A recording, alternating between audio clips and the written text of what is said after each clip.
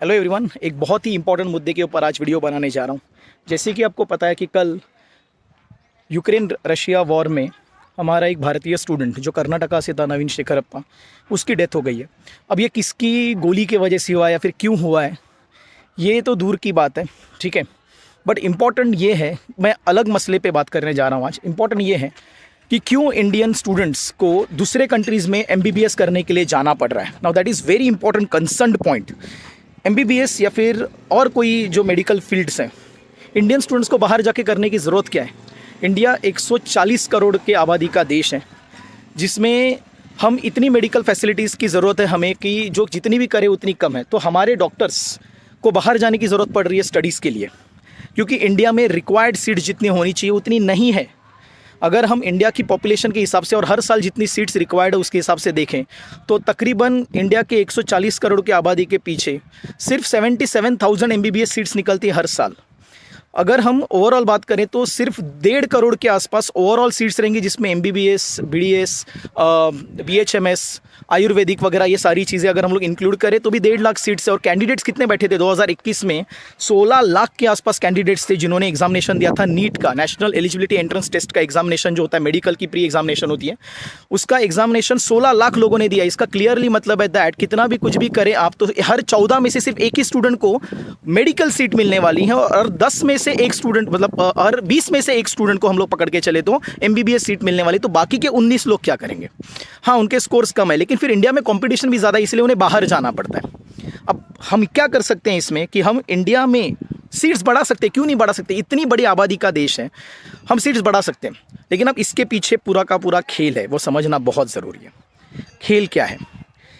Majority of the colleges जो हैं वो अपना जो ओवरऑल उनका स्ट्रक्चर है, कहीं ना कहीं वो पॉलिटिशियंस से जुड़ा हुआ है। मतलब कॉलेजेस जो ओन्ड होते हैं, आई थिंक 40-50% कॉलेजेस तो जिसमें अंदर पॉलिटिशियंस का पैसा है, तो वो तो पैसा खींचना चाहेंगे। MBBS को पहले से ही इतना बड़ा फील्ड बना के रख दिया है कि आज भी अगर आप मेडिकल सीट्स, जो गवर्नमेंटल मेडिकल सीट्स है, उनमें भी अगर आप काम करो तो भले बाहर से दिखने के लिए आपको दिखेगा कि 6 साल का या 5 साल का जो कोर्स है उसकी फ़ीस जो होगी वो 20 लाख होगी या 25 लाख होगी, लेकिन आज भी वो 40-45 लाख तक चला जाता है।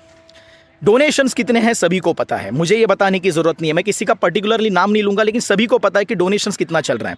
प्राइवेट्स का तो आज किसी को भी आप पूछ लीजिए, अगर MBBS करना है इंडिया में प्राइवेट कॉलेज में तो 1 करोड़ तो हाथ में होना चाहिए। मतलब आपके पास, अगर आप गरीब हो तो MBBS तो आपको बनना ही नहीं चाहिए।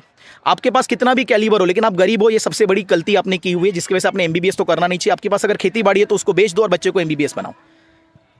अब इससे प्रॉब्लम क्या होता है? जिसने 1 करोड़ 1.25 करोड़ रुपए MBBS के लिए 6 साल पहले डाले हैं, वो बच्चा जब डॉक्टर बन के बाहर निकलता है तो देशभक्ति बहुत कम बचती है और पैसा रिकवरी करना बहुत ज़्यादा उसके माइंड में आ जाता है। फिर यहाँ पर खेला जाता है कि ये जो डॉक्टर्स हैं, मैं सभी की बात नहीं करूँगा, सोसाइटी में बहुत अच्छे डॉक्टर्स भी हैं, लेकिन कुछ डॉक्टर्स ऐसे भी हैं, फिर वो क्या करते हैं कि ये पैसा रिकवर कैसे होगा। फिर ये मेडिकल के बिजनेस शुरू हो जाते हैं इन फ्यूचर।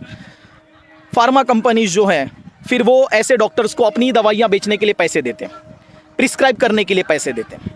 फार्मा कंपनीज का खेल फिर शुरू हो जाता है। मैं फार्मा कंपनीज को भी इसमें बीच में लाऊंगा, बिकॉज ये सब कुछ कनेक्टेड है, एवरीथिंग इज कनेक्टेड, और कनेक्शन में जो भी कुछ आएगा मैं सब बताऊंगा। फार्मा कंपनीज का क्या होता है कि जैसे कि आपको पता है कि ओवरऑल इंडियन जो मेडिकल काउंसिलिंग और जो फार्मास्यूटिकल कंपनीज के जरिए जो आवेदन आते हैं और जिसके जरिए जो दवाइयाँ रिक्रूटमेंट्स की जो अथॉरिटी है, उनके हिसाब से अगर देखा जाए तो 340 से 350 ही इसेंशियल दवाइयाँ हैं। बस ये 340-350 इसेंशियल दवाइयाँ जो हैं, वो दवाइयों के ज़रिए भी आपका काम हो सकता है। अगर कोई भी रोग हो, कोई भी मर्ज हो, ये 340 में से ही कोई भी दवाइयाँ होंगी। बट होता क्या है कि इसके अलावा जो सेकेंडरी दवाइयाँ हैं, जिसका कोई वैसे तो यूज़ नहीं है, वो तकरीबन 15 से 16 हज़ार दवाइयाँ बिकती हैं इंडिया में, अलग अलग वेराइटी की। डॉक्टर्स फिर क्या करते हैं कि अगर किसी चीज़ के लिए रिक्वायर्ड 2 ही दवाइयों की ज़रूरत है, लेकिन प्रिस्क्राइब 5 दवाइयाँ कर देंगे। थोड़ा आयरन बढ़ाने के लिए, थोड़ा हीमोग्लोबिन बढ़ाने के लिए, थोड़ा सा इसके लिए, थोड़ा सा उसके लिए करके नॉर्मल दवाइयों के साथ ये दूसरी 3-4 गोलियां भी चिपका देते हैं, जो कि नॉन इसेंशियल फैक्टर से, इससे उनको फ़ायदा होता है। मैं सभी लोग ऐसा करते हैं ऐसा नहीं बोलूँगा, मुझे जितना मैं देख रहा हूँ, जितना मैंने ओवरऑल स्टडी किया है, मेरे को स्टडी में यही मिला है कि फिर ये डॉक्टर्स अपन ने जितना पैसा पहले डाला है वो सब रिकवर कैसे करे, तो उसके अलग अलग रास्ते। फिर वो मेडिकल फार्मा कंपनीज़ के ज़रिए उन्हें जो अलग से बाहर घूमने के लिए जाने के लिए जो ट्रिप्स वगैरह मिलती है वो अलग की बात है। बट फिर डॉक्टर्स जो हैं उनमें फिर नैतिकता की कमी आ जाएगी, ऐसा मुझे डर लगता है इन फ्यूचर। और हमारी जैसी कंट्री जिसके अंदर ऑलरेडी इतना पॉपुलेशन है, जिसमें डॉक्टर्स को हम भगवान मान के चलते हैं, अगर उनको शुरुआत में ही इतना दिक्कतों का सामना करना पड़े अगर उन्हें जो कोर जिनके दिल से उन्हें लगता है कि भाई मैंने गरीबी देखा है तो मुझे गरीबों के लिए काम करना है, लेकिन आपकी सबसे पहली स्टेप इंजीनियरिंग या मेडिकल में आपको एडमिशन जब चाहिए होगा, मेडिकल की मैं पर्टिकुलरली बात करूँ, मेडिकल में आपको एडमिशन चाहिए होगा तो उसे मिलेगा ही नहीं, बिकॉज वो गरीब है। बाकी सारी जो सीट्स हैं वगैरह मेडिकल में मैंने बहुत कम बार देखा कि आपको कोई स्कॉलरशिप देगा, क्योंकि इतनी बड़ी अमाउंट के लिए कितना ही स्कॉलरशिप देगा कोई। तो ऐसे केस में ये खेल क्लियरली फिर हायर क्लास का चला जाता है और फिर मेडिकल का शुरू हो जाता है बिजनेस, और जिसके वजह से ओवरऑल ये जो देश में हम मेडिकल की जो हालत देख रहे हैं, ठीक है, कुछ अच्छे डॉक्टर्स को छोड़ के जो बाकी के डॉक्टर्स हैं जिसकी वजह से ये जो हालत चल रही है, उसका रीज़न कहीं ना कहीं कोर जो है वो है हमारी इंडिया की तरफ से मेडिकल की ज़्यादा से ज़्यादा सीट्स का ना हो पाना। कैलिबर इंडिया में ठूस ठूस के भरा हुआ है, लेकिन हमारे पास कोई भी गवर्नमेंट हो, इन चीज़ों के बारे में नाक के तले इनके ये चल रहा था, नाक के तले इनके ज़रिए यहाँ से कंट्रीज से Ukraine, Russia, Poland, Kazakhstan, Kyrgyzstan, ऐसी ऑलमोस्ट यूएसएसआर की कंट्रीज़ के अंदर मेडिकल के लिए स्टूडेंट हर साल जा रहे हैं। क्यों जा रहे हैं? क्या हम यहाँ पर थोड़े कम फीस स्ट्रक्चर के अंदर इन्हें इतना बड़ा बेस क्रिएट करके नहीं दे सकते? इंडिया में ज़रूर दे सकते हैं। 1.25 करोड़ रुपए जितनी फीस 5 साल के लिए लेना, इतना क्या है एमबीबीएस में? इतना क्या लेवल का पढ़ा देते हैं? बस ये डिमांड सप्लाई का खेल है। सप्लाई कम है और डिमांड ज़्यादा है। 16 लाख स्टूडेंट्स आवेदन दे रहे हैं, 70,000 लोगों को एमबीबीएस मिलने वाला है। सप्लाई कम है, डिमांड बढ़ जाती है, रेट्स बढ़ जाते हैं, कॉलेजेस भी अपनी फ़ीस बढ़ा देते हैं। बस सारा खेल यही चल रहा है। और अगर ये ऐसे ही चलता रहा तो इन फ्यूचर मेडिकल फ्रैटर्निटी और मेडिकल फील्ड्स का जो हालत है गरीबों के लिए, वो बहुत ज़्यादा प्रॉब्लमेटिक क्रिएट होगा। मेरे हिसाब से सिर्फ घर का कोई बंदा 4 महीने के लिए अगर हॉस्पिटलाइज हो जाए तो मिडिल क्लास वाली जो पब्लिक है वो गरीब हो जाती है। बस यही एक फ़र्क है मिडिल क्लास और गरीबों में, बस एक मेडिकल बिल का फ़र्क है।